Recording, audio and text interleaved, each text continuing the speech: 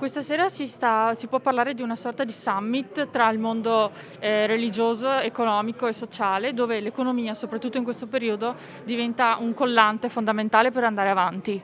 Credo che un momento peggiore di questo o migliore per parlare di questo non ce ne sia. Io credo che il Toniolo abbia insegnato molto a quei tempi, però la gente non ha capito le difficoltà del popolo di quei tempi e quelli che ci sono in questo momento, che sono veramente qualcosa di difficile da affrontare. A parte la guerra, ma anche qui da noi, se non c'è pace complessiva, non c'è pace globale, si trova degli squilibri.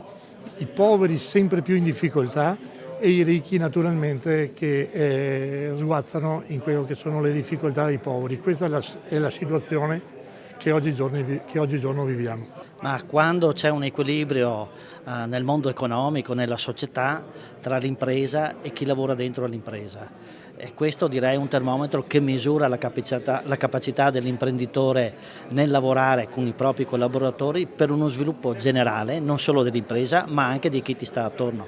Se chi ti sta attorno ha una vita tranquilla, serena, certezza sul lavoro, nel lavoro rende molto di più e questo lo si ha da cosa? Abbiamo adesso una riprova con il welfare aziendale. Il welfare aziendale nasce proprio per questo e direi che la nostra storia proprio ha le origini da chi? Dal Toniolo. Possiamo dire che oggi la persona è al centro dell'economia? No, non lo possiamo dire, nel senso che la persona deve tornare al centro dell'economia.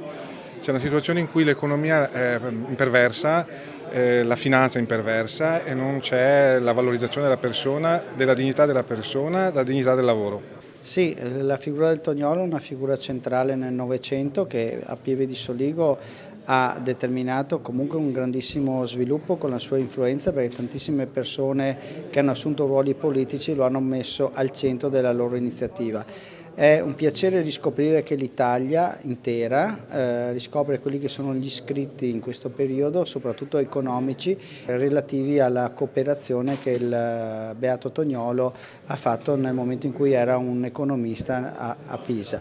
Devo dire che per noi è una figura di orgoglio, non solo per Pieve di Soligo ma per tutto il territorio, e oggi quelle creazioni, quelle idee sono ancora vive e presenti nel territorio, creando ricchezza e sviluppo. È una serata importante oggi perché davvero nel segno del Toniolo ci riuniamo per questo nuovo libro del Vescovo Sorrentino, che tra l'altro è il patrono del Comitato della Canonizzazione. Come a dire, attorno al tema dell'economia umana, questo territorio ancora una volta si riunisce sui valori umani e cristiani, sulla prospettiva relativa alla cooperazione, relativa allo sviluppo, all'idea proprio che un'economia non possa essere che umana, possa svilupparsi completamente, e da questo punto di vista per noi è anche un'occasione davvero per riproporre il senso, il destino, il percorso di questa nostra comunità.